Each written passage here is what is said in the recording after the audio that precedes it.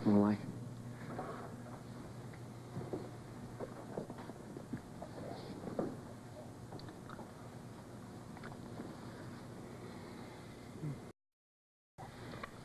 Oh, you look terrific. Thank you.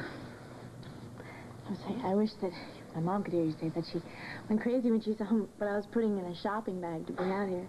I think she expected me to bring all kinds of lacy things. I didn't even pack. Just threw some stuff in the car and drove up here. Yeah, well, are you hungry? I know Ben stocked the refrigerator full of all kinds of things. Well, I'm not really hungry. I'd like to go for something wet. How about you? Yeah, me too. Let's go see what's there.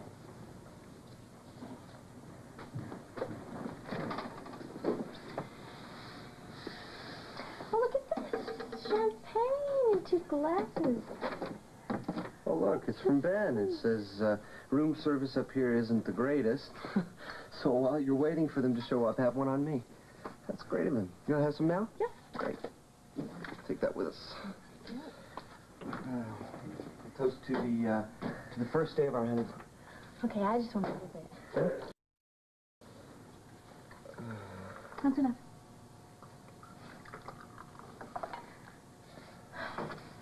To the most important day of the rest of our lives.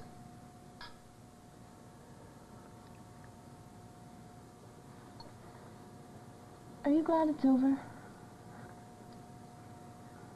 I mean, the ceremony. Well, sort of, I guess. But I'll tell you, I will never be able to describe the feeling I had when you were walking up that path on Mike's arm. God, you look so beautiful, and all I kept thinking to myself is that she's mine. I mean, she's headed straight before me, and I just couldn't wait. Yeah, I'll never forget a feeling when I was coming up the aisle. I had to keep remembering to do it just like we did at the rehearsal, because I was going to run up ahead of Mike and just run into your arms. I've had enough. Yeah, I know, but it tickles me not my nose. Anyway, I'm already lightheaded. Listen, how would you feel about a moonlight swim? I'd love it. But aren't there going to be people there? Well, there will be at the main swimming hole by the falls, but there's this other special place that I know of. Oh, yeah? Yeah. It's right before you get to the falls, you know. A small pool of waters. Not many people go up there because it's not really deep enough to swim in, but it makes it even more special for us. What do you think? Well, sounds great. You know, I don't know why more people don't take honeymoons like this. They always go to those terrible commercial places. Don't talk about what other couples do on their honeymoons. Not tonight. As far as I'm concerned, everything in the world is right here in my arms.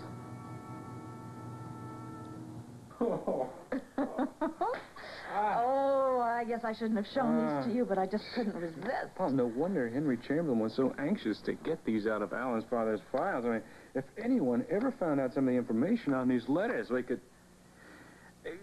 Well, I guess I don't have to tell you what kind of influence these letters could have over him. No, you don't. And I hope I don't have to tell you that this information is mine. So don't get any cute ideas about using it on Henry yourself. Oh, I won't, I promise. Anyway, you know that I am a man of my word. Mm-hmm. I have my own keys to getting information. Yes, well, if you breathe one word to Henry about these letters, you will ruin a little pressure play that I have in mind, and that would make me very, very angry. Well, we certainly wouldn't want to make Diane Ballard angry, now would we? Especially since it's taken to get us friendly again. Exactly. Oh, remind me to thank Alan next time I see him. For what? We're going to that wedding and giving you the night off.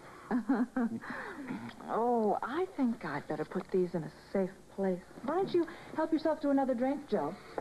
Oh, no thanks. I'd rather just sit here and fantasize about all the incriminating information you must have in that closet. Information that will be used at precisely the right moment. Oh, when your now I'm enemies- sure that you have better things to fantasize about. No, not really.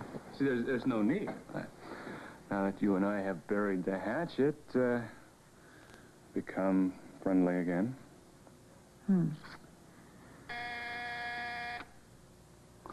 Are you expecting... Oh, no. Good. Let's not answer it, huh? Joe, I have to find out who it is. Yes? Diane, it's Alan. I'm sorry I didn't call first, but I thought if you weren't busy, we might work for a couple of hours. Hmm. That's what I like about your boss. So considerate.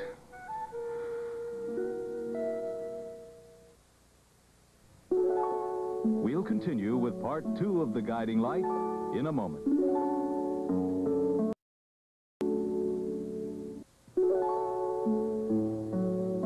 The Guiding Light.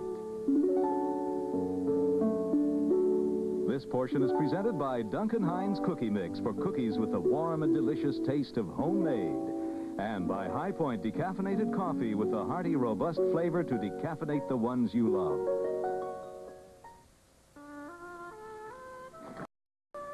Alan. Oh, I thought you were going to the wedding and taking the rest of the evening off. Well, I did, but then I... Oh. Hello, Joe. Yeah. Hi, Alan. Look, don't mind me. I was just leaving. Well, are you sure? I'm sorry if I'm interrupting. Oh, no, you're not interrupting a thing. Joe just came by for a drink. Yeah. Thanks for the drink. It's exactly what I came by for. Well, good night. Talk to you soon, Diane. I hope so. Excuse me. I'm terribly sorry, Oh, Diane. I didn't... don't be silly. You know I'm just being friendly with Joe so that I can find out what he knows about the Chamberlains. Well, maybe I can prevent you from being blackmailed into buying another Jocelyn Electronics or I something. hope you didn't say a word to him about that. Of course not. Good. Because that's my business, no one else's. If you think that I am using Joe to try to find out any of your secrets, you're wrong. I'm just keep them yours. I know, and I appreciate that, but Joe's a very clever man. Can't be too careful around him. Oh, don't worry. I am very careful. I thought I was, too, and then I realized that he'd withheld one of those taped phone conversations between Moreno and me and was blackmailing me to buy it before he sold it to Mike Bauer. And who found all of the duplicates that Joe made and destroyed each and every one of them so that he would never be able to try anything like that ever again? You did, thank goodness. And since we haven't heard from Moreno in several months, I can only assume that we don't have to worry about him either. I told you it might take some time, but sooner or later this whole experience would be behind you for good. Yes, you did tell me that, and I'm beginning to think you were right. And I can't tell you what a relief it is. Of course, I don't understand his relationship with his mother. It's a good relationship. The fact of the matter is that she's on assignment in Europe, and Philip is living with Jackie and Justin. But Philip said that she was going to come home in the beginning of the summer, and then she canceled at the last minute. Don't you think it's the slightest bit odd that she her son and go pursue a career in Europe? Look, I'm going to have a little more wine. Do you want it? No, thank you. You don't want to talk about this, do you? No, I don't mind. It's just that it's rather a complex situation. For instance? Number one, it's not as if Elizabeth is leaving Philip with a couple of strangers. She was married to Justin. Philip does get some sense of security and permanence out of living in that house. Well, maybe when he was the only child, but boy, you should have seen the look on his face when Jackie came out and Justin started fussing over her because the baby's about to be born. Gary, come on. It's only natural for Philip to feel a little bit threatened with the arrival of a new baby in the family, don't you think? I agree, but he's not even a real member of that family, and it makes the baby even more threatening. Something smells wonderful. Ross Motler, you're changing the subject again. Yes, just like you do every time comes anywhere near your growing up or your past, or for that matter, anything that happened to you before you moved to Springfield. Well, I do you a favor, because I don't want to bore you to tears. I'll be the judge of that. Well, okay. Where should I start? I know, I'll tell you about my two favorite people in the whole wide world. Who? My mother's parents. My grandparents. They lived on a wonderful farm. It was small, but they grew everything there. And that's where you learn to love plants and flowers, right? Oh, I learned to love a lot more than plants and flowers. My grandmother taught me to love all living things. Did you live quite a while with your grandparents while you were growing up? Mm-hmm. And even after college, whenever I felt I was getting off the track or my priorities would get mixed up, I'd hightail it up to that farm, and boy, in a matter of a day, my battery would be recharged and I'd be back in the city ready to conquer the world. Ta-da! My cue to put the vegetables on. Wait. Promise me that you will keep going about your family during dinner, please. What? Now, this is the third or fourth time you've had that strange, almost sad look in your eyes. I just can never tell what you're thinking. Ross, look, I really think you try to analyze things too much. Yeah, perhaps I do, but indulge me this once and tell me what you were thinking about while you were staring at me just now. I was thinking what incredibly blue eyes you have. And how deep they are. I can almost swim in them. Oh, please, let me turn off that buzzer before it drives us both crazy! I am crazy. I'm turning it off.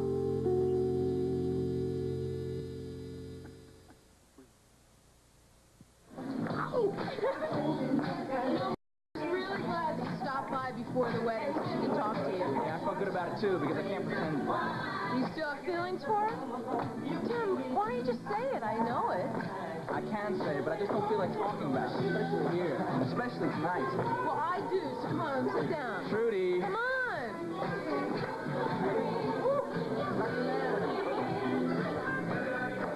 Look, let's not get into some heavy discussion about Morgan, please. I don't want to talk about Morgan, Tim.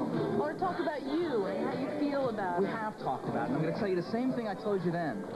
Any feelings I have for Morgan are wrong, so I better stop before I hurt you and everybody else around me. Tim, but what about you? Aren't you hurting yourself enough by constantly beating up on yourself just because you have special feelings for another person? Well, that other person is married, so I better stop.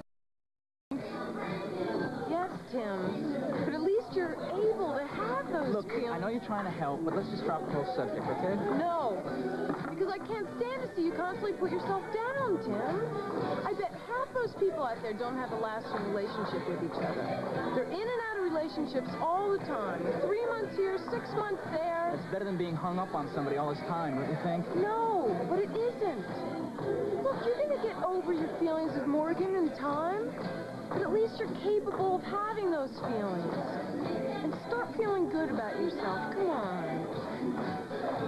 You should major in psychology this fall. Tim, nothing I'm saying has anything to do with psychology, and you know it. Tim, look, you're too special of a person to constantly be putting yourself down. You're the special one. Thanks for saying it anyway.